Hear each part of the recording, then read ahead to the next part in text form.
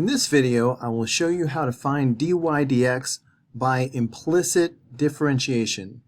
Notice how on this equation, y is not by itself, but we can still take the derivative by using implicit differentiation.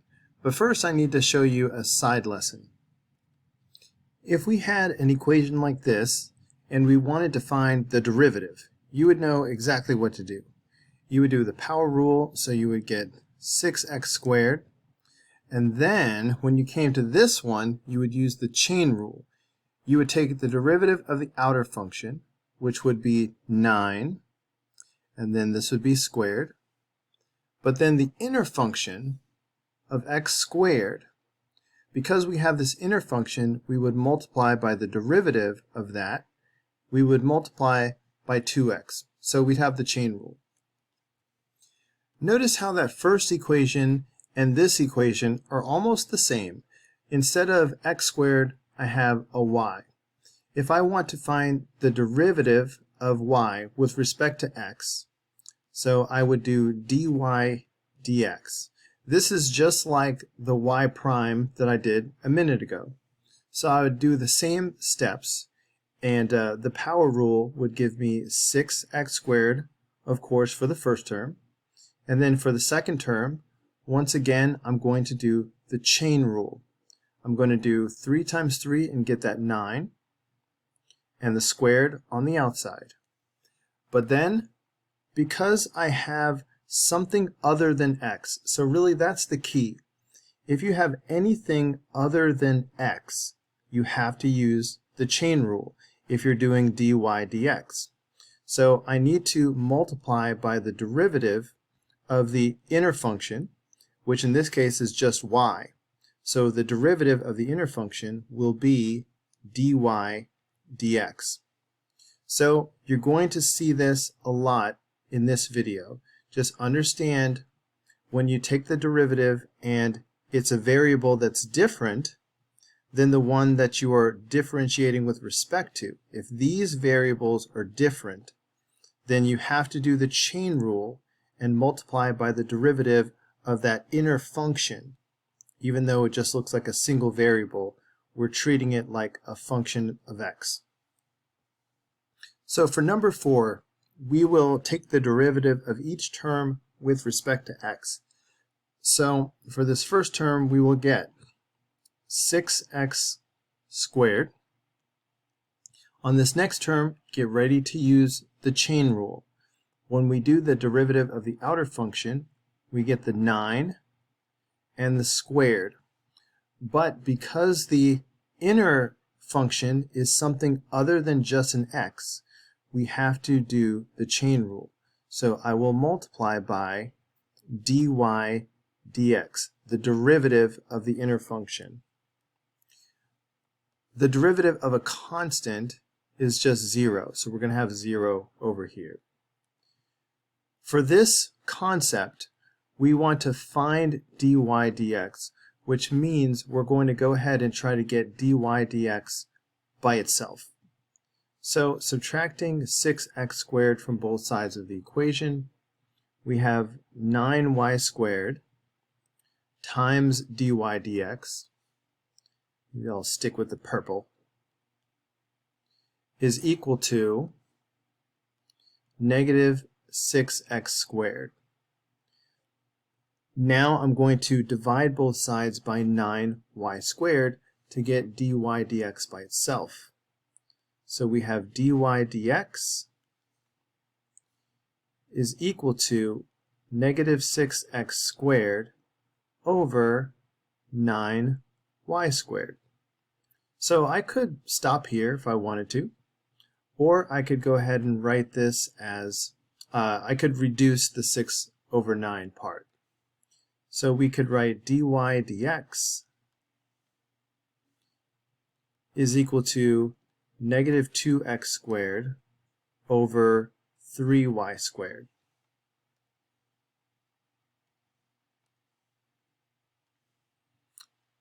So you could either write your answer like this or like this. On this problem, we're going to see that implicit differentiation can get really complicated really fast. So emotionally prepare yourself for a lot of algebra, really, is what it comes down to. But first, let's rewrite this a tiny bit. Let's write this as xy to the 1/2 power is equal to x squared y plus 1. So now as we take the derivative of the left-hand side, we see that it's going to be the chain rule with some product rule inside. So that's going to be a little bit interesting. First, we take the derivative of the outer function by putting the 1/2 in the front. Subtracting 1 from 1/2 leaves negative 1/2. But then we've got the inner function, xy. So according to the chain rule, we must now multiply by the derivative of the inner function. But that will be the product rule. So by the product rule, I'm going to take the derivative of the first part, and that's going to be 1. And then I will multiply by the second part unchanged. And then I put a plus. Now I pass through the product again, but this time I leave the first part alone and I take the derivative of the second part. So I leave the first part alone and I multiply by the derivative of the second part. But here's that thing I was telling you about. This is not an x.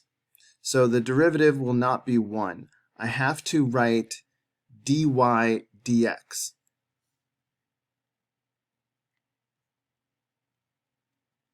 Okay, that is the derivative of this part right here.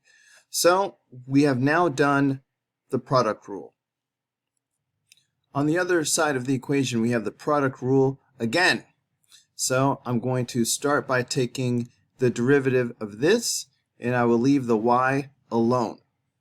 So the derivative of x squared will be 2x, and I leave the y alone. But then I put a plus. Now I'm going to pass through it again. But the second time through, I leave the x squared alone, and I take the derivative of y.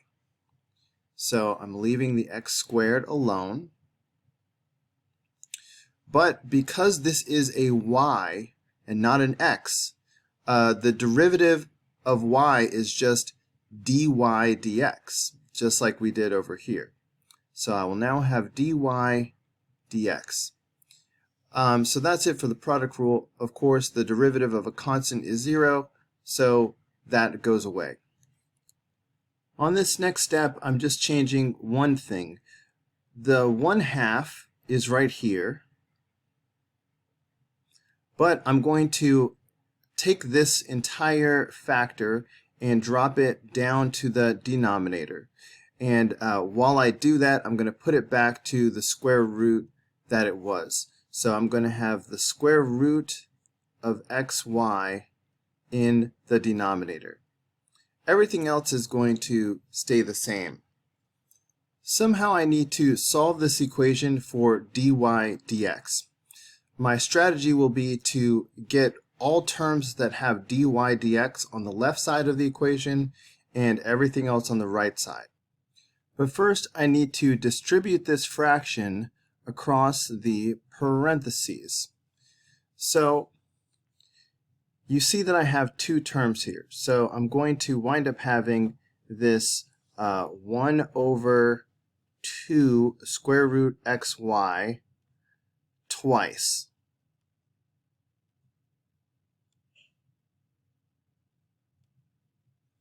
Okay, when I multiply the fraction times y, the y is going to end up in the numerator right here. So I'm going to have y right here. Of course, at that point, I don't need the 1 anymore. When I multiply the fraction times this term, the x is going to end up in the numerator. So I'm going to put the x here instead of the 1.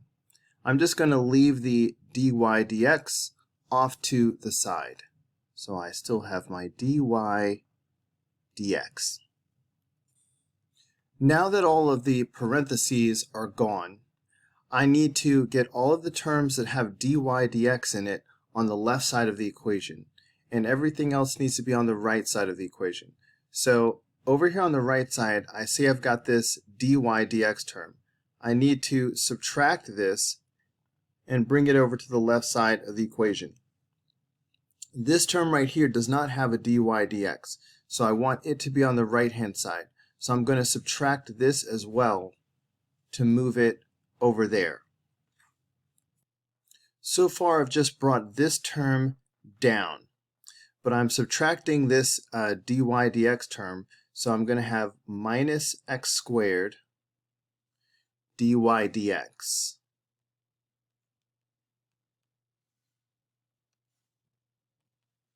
Alright, this term is going to stay where it is, so I have 2xy, but now I'm subtracting this term to the other side, so I'm going to have minus y over 2 square root xy.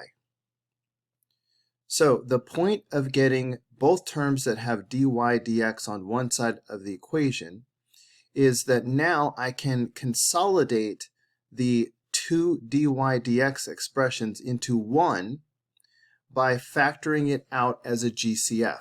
So you know how when we have something in common to two terms, you can drag it out front as a GCF. So that's what I'm going to do. I'm going to factor this dy dx out front and put it in front of parentheses. So here's my dy dx factored out into the front. Now I can get it by itself by dividing both sides of the equation by this large factor. So if I divide both sides of the equation by this thing, this whole expression is going to end up in the denominator on the right hand side. So here is the result that you get after dividing both sides by this large factor. And guess what? We were trying to get dy dx by itself. We were to find dy dx. And right now, dy dx is by itself. We found it. So in a way, this is the answer. This is one version of the answer. So if this were a free response question, you could give this as the answer and it would be perfectly fine.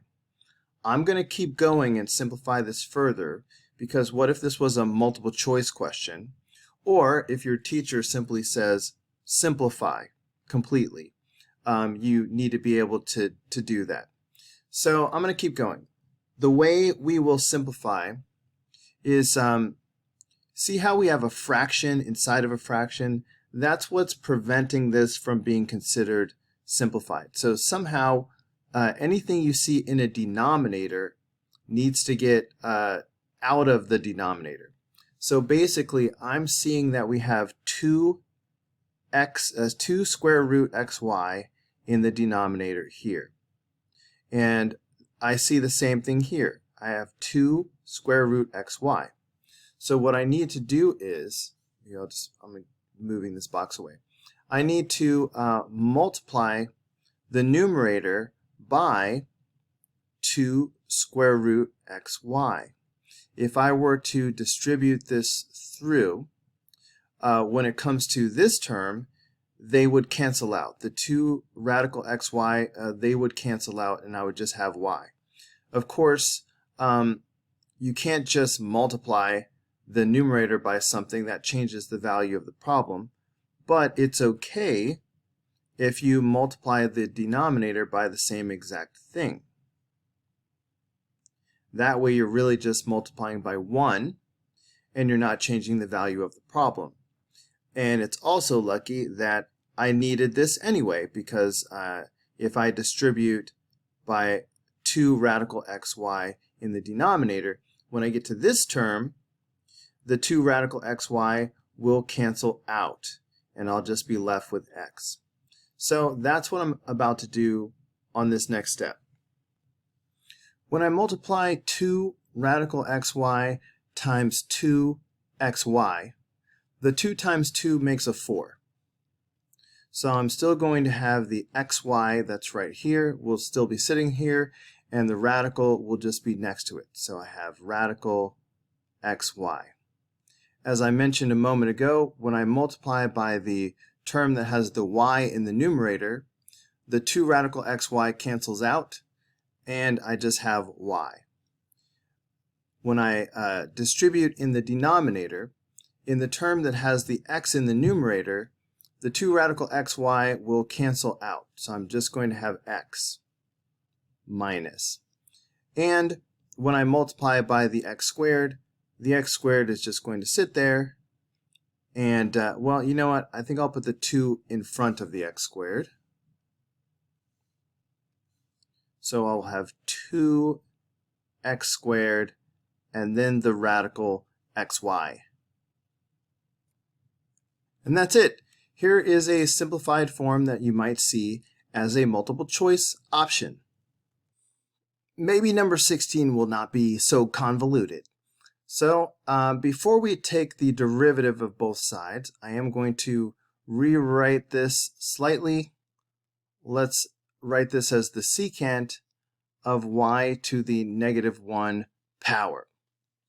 So taking the derivative of the left side, we're just going to have 1, all right? We're taking the derivative with respect to x.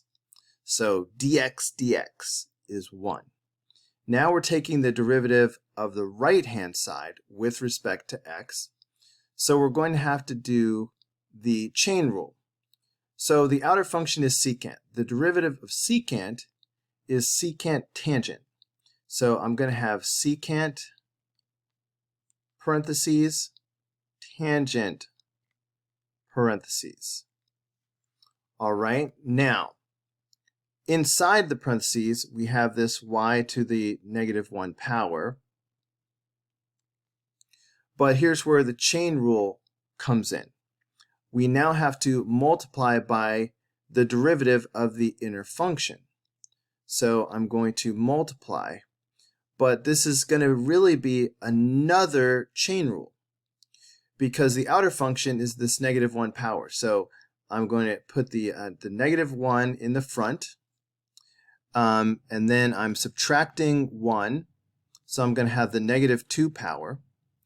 But because this is not an x, I have to do the chain rule and multiply by the derivative of this y. I have to multiply by dy dx. I've brought down the secant tangent part. I put y to the negative 1 power back to 1 over y. I'm going to take my negative y to the negative 2 power and put that in the front. But instead of writing y to the negative 2 power, I'm going to write 1 over y squared. And I still have my dy dx on the end. So our goal is to get dy dx by itself. So I'm going to divide both sides of the equation by all of this. So all of this is going to end up in the denominator. So I end up with this, but since I am dividing by this fraction right here, I can just multiply by the reciprocal in order to fix this. So I'm going to end up having this in the numerator as just a y squared. I'm simply multiplying by the reciprocal. So this is one version of the answer, but there is another version of the answer that will look even more simplified that you're likely to see as a multiple choice option. Before I show you the final answer, let me show you this one baby step to make sure that everyone can follow what I'm doing. Can you see how I got from the step inside the box to what I've written here below the box? I just took the y squared, kind of put that off to the side, and then I would have 1 over secant and 1 over tangent. So these are the same. But now you're looking at this and you're thinking about what secant means. Secant is the reciprocal of cosine. So that means the reciprocal of secant is cosine. Since 1 over secant means the reciprocal of secant, I should be able to replace this with cosine. Similarly, 1 over tangent means the reciprocal of tangent. So I should be able to replace this with cotangent.